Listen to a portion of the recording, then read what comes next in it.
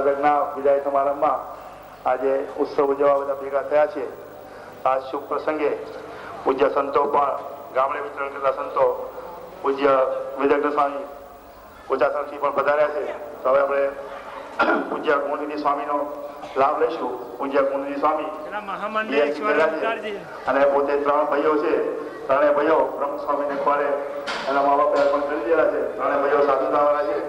આમાં સૌથી મોટા પૂજ્ય ગુણનિધિ સ્વામી છે। આપણે ગુણનિધિ સ્વામી વિનંતી કરીએ આપણે પ્રાસંગિક ઉદ્બોધન કરીએ। પૂજ્ય ગુણનિધિ સ્વામી।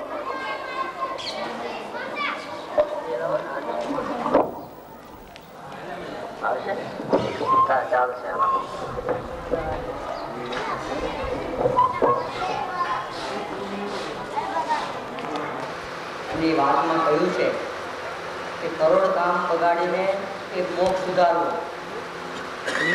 કદાપી કરોડ કામ સુધર્યા અને એક મોક્ષ બગડ્યો તો તેમાં શું કર્યું? ગુણાતીતાન સ્વામી એટલે સ્વામિનારાયણ ભગવાનના ઉત્તમ સંત પૂર્ણ પુરુષોત્તમ નારાયણ સહજાનંદ સ્વામી એમને રહેવાનું સાક્ષાત અક્ષરધામ, એના એક રૂવાડાને વિશે અનુકોટી બ્રહ્માંડો ઉડતા ફરે એવા એ ગુણાતીતાન સ્વામીએ આ વાત કરી છે કે કરોડ કામ બગાડીને પણ એક મોક્ષ સુધારવો। આપણે તો ભગવાનની કથા વાર્તા સાંભળવા બેસીએ તો સાવ નવરા હોય ને તો જ કથામાં બેસીએ। મોક્ષનું કામ પછી પેલું વ્યવહારનું કામ કરી લેવાનું। માણસ માત્ર છે ને કથા નવરો હોય તો જ કથા સાંભળવા બેસે।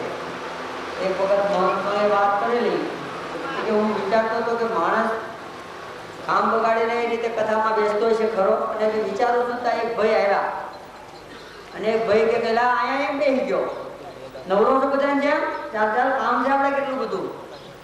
એટલે કે મને એમ લાગ્યું કે ખરેખર માણસ નવરો હોય ને એ જ કથા સાંભળવા બેસે। આ મોક્ષનું કામ છે ને હાવ નવરા હોય તો જ કરે એવું લોકો કહે છે।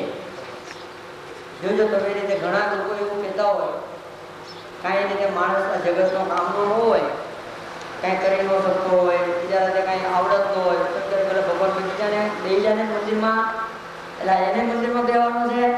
જે જગતમાં કામ ના હોય એ મંદિરમાં એવું કામ લાગવાનું છે। પણ કહેવાનું શું છે કે લોકો આવું રીતે માનતા હોય છે કે સાવ નવરો માણસ જ ભગવાન ભજે। પણ ગુણાતીતાન સ્વામી કહેતો કે બધા જ કામ છોડીને પણ આ કામ કરવા જેવું છે, આ અગત્યનું કામ છે।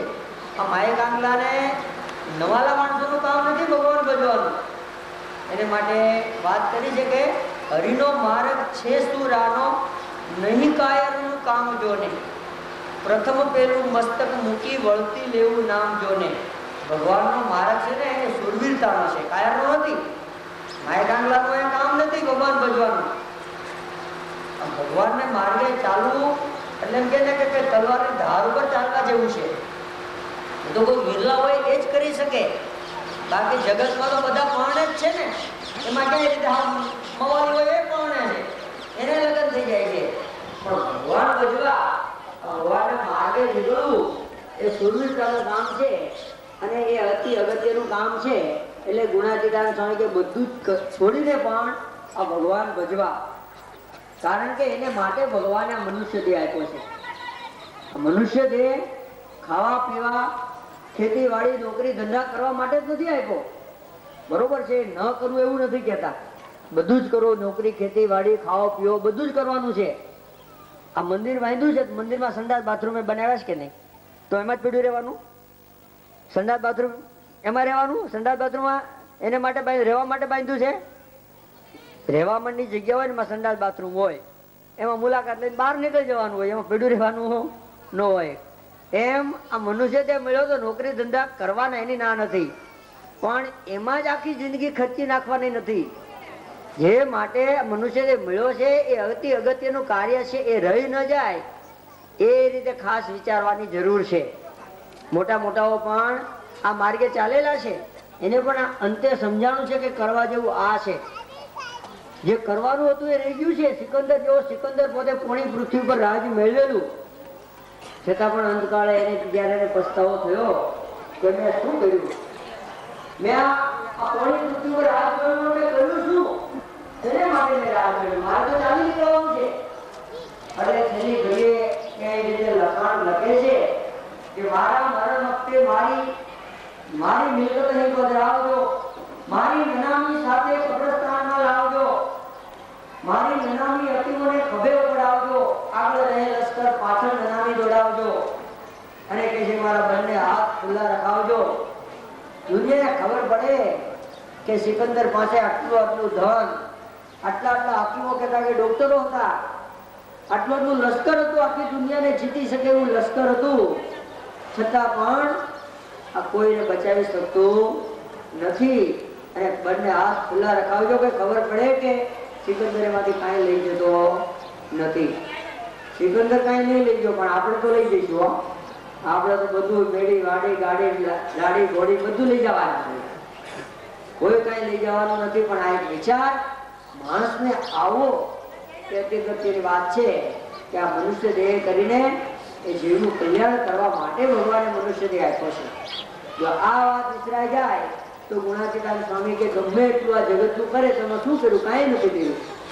જે કરવાનું છે અત્યારે તમારે ખેતીવાડી રીતે કરતા હતો અને બધું રીતે ઘઉં વવાય, ડાંગર અત્યારે રોપાતી હશે તો ડાંગર રોપાય પછી એના રીતે ઘાસ કાઢવાનું હોય અને પછી ઓલા મજૂરો કરવામાં આવે, મજૂરોને કંઈક ભાઈ ઘાસ કાઢવાનું છે, નીંદવાનું છે, તો મજૂર કે ના મને ફાવે એ કરું, મને મનમાં આવે એ કાઢું, હું તો ડાંગરે કાઢી નાખું ને ઘાસે કાઢું. તો ઓલો માલિક ખેડૂત હોય એને પૈસા આપે, એને રોજ આપે, ઘર ભેગો થઈ ગયા, કાઢી મૂકે. એમ ભગવાન આપણા સૌના માલિક છે. કે જે તે પ્રમાણે કરીએ તો માલિક આપણી ઉપર રાજી થઈને આપણે મહેનતાણું આપે. આપણે આપણી રીતે ગમે એટલું કરીએ એનું મહેનતાણું ના મળે. એ રીતે ધ્યાન રાખવા જેવું છે. ગમે એટલા પૈસા કમાવ તો પણ.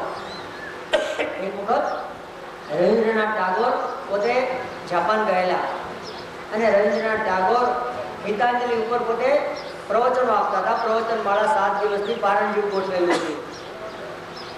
કથામાં રોજ એક સામાન્ય માણસ લાગતો એવો રોજ રીતે કથામાં આવીને બેસે અને બહુ એકાગ્ર ચિત્તે કથા સાંભળે. પછી વિવેકાનંદ સ્વામી રવિન્દ્રનાથ ટાગોર જવાના હતા, એને આગલા દિવસે પેલા એ વાત કરી પેલા ભાઈએ કે સ્વામીજી મારા અંદરની ઈચ્છા છે કે મારે ઘરે જમવા માટે પધારો. રવિન્દ્રનાથ ટાગોર કે વાંધો નહીં, આવતીકાલે તારે ઘરે જમવાનું રાખીશું. બીજે દિવસે જે સમય થયો કથાનો, એ સમય ટાઈમે પહેલા ભાઈ આવી ગયા, આવીને કથામાં બેસી ગયા. કથા પૂરી થઈ એટલે રવિન્દ્રનાથ ટાગોરને કીધું કે ચાલો આપણે માટે કાર તૈયાર છે. બહાર નીકળ્યા તો સુંદર મજાની રોલ્સ રોય કાર, લાખો રૂપિયાની જે મોંઘી કાર કહેવાય, આખી ગુલાબથી શણગારેલી. રવિન્દ્રનાથ ટાગોરને એમ કીધું કે માણસ એકદમ ગરીબ દેખાય છે, સારી રીતે સાદો માણસ છે અને બહુ ભાવિકતાથી એમને આવી મોંઘી કાર મારા માટે લાવ્યો હશે. કઈ બોલ્યા નહીં રવિન્દ્રનાથ ટાગોર. પછી તો ગાડીમાં એ રીતે નીકળ્યા. હિલ સ્ટેશન ઉપર ભવ્ય આસનો ઉપર સોનાની થાળી, સોનાની વાટકી, સોનાની ચમચી, જાત જાતના ભાતના બધા ભોજન જોયા. ત્યારે ટાગોર એને વાત કરી કે ભાઈ તમે દેખાવ છો સામાન્ય કુટુંબના, આટલું બધું રીતે ખર્ચ કરવાનો શું જરૂર હતી? આ બધી તમે કાર ભાડે લાવ્યા, આવું બગલું રીતે ભાડે મારા માટે રીતે આટલું બધું કર્યું. ત્યારે પેલા ભાઈએ કીધું કે સ્વામીજી આમાં કશું ભાડે નથી લાવ્યો, આપ જેવા સંતોની કૃપાથી આ બધું મિલકત મારી છે. ત્યારે રવિન્દ્રનાથ ટાગોરને એકદમ આશ્ચર્ય થયું. આશ્ચર્ય એ બાબતનું થયું કે આવો પૈસાદાર માણસ, અબજોપતિ માણસ, છતાં રોજ નિયમિત કથા વાર્તા સાંભળવા માટે આવે છે. એમને રવિન્દ્રનાથ ટાગોરે વાત કરી કે તમે આટલા બધા પૈસાદાર માણસ હોવા છતાં સાદા સીધાને કથામાં બેસો છો ને, એ મને આશ્ચર્ય છે. તમને એવી વાત શું સમજાણી છે કે આટલો બધો પૈસો હોવા છતાં કથા સાંભળવા આવો છો? ત્યારે પેલા બે વાત કરી કે સ્વામીજી આપ જેવા સંતોના આશીર્વાદથી, કૃપાથી, સંત સમાગમથી મને એક વાત બરોબર સમજાય છે કે માણસ પૈસાને માટે છે, પૈસો માણસને માટે છે, માણસ પૈસાને માટે નથી. બહુ અગત્યનું વાક્ય છે કે પૈસો માણસને માટે છે, માણસ પૈસાને માટે નથી. કહેતા કે પૈસો માણસને માટે ખર્ચાવવો જોઈએ, નહીં કે માણસ પૈસાને માટે ખર્ચાઈ જવો જોઈએ. અત્યારે આપણા જગતમાં જોઈએ છે કેવું ચાલે છે. માણસ પૈસાને માટે આખી જિંદગી ખર્ચી કાઢે છે.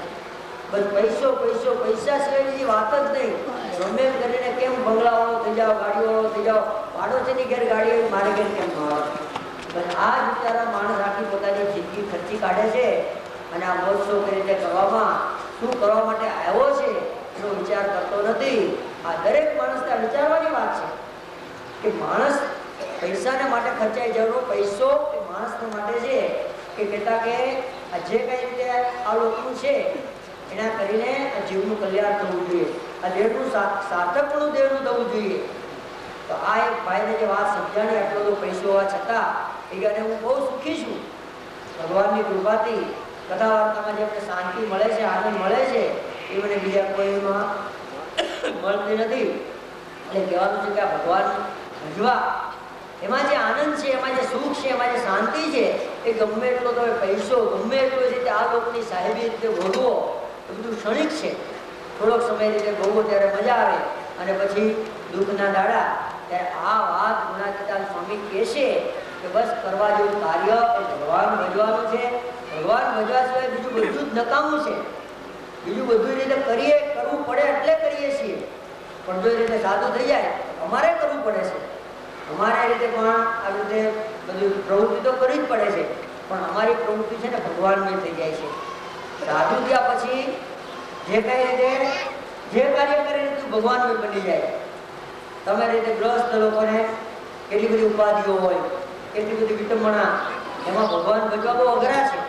અને સાધુ થાય એટલે કોઈ જાતની ચિંતા રહે નહીં. એક તો ખાવા પીવાની કઈ ચિંતા નહીં.